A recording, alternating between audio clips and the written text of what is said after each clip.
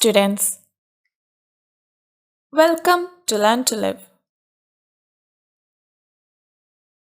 In this video, we'll be discussing about the case Balfour versus Balfour.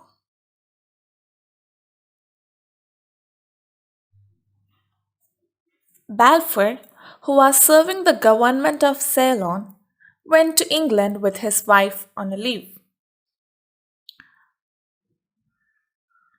After the expiry of the period of leave, Balfour had to go back to Ceylon, but his wife could not accompany him for medical reasons. Consequently, he promised orally to pay an allowance of £30 a month for her maintenance until she rejoined him. On his failure to make the payment, his wife sued him for the recovery of the promised amount.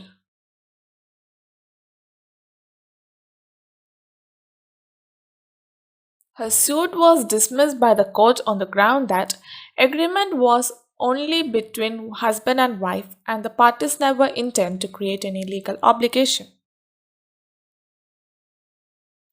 Lord Atkin observed, there are agreements between parties which do not result in contract within the remaining of that term in our law.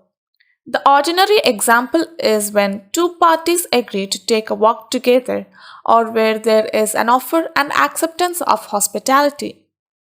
Nobody would suggest in ordinary circumstances that these arrangements result in what we know as contracts, and one of the most usual forms of arrangements which does not constitute a contract appears to be the arrangements which are made between husband and wife. These arrangements do not result in contracts at all, even though there may be what would constitute consideration for the agreement.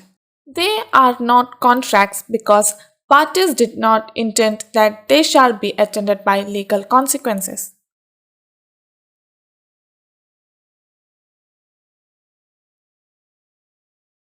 Students, this is the end of the section.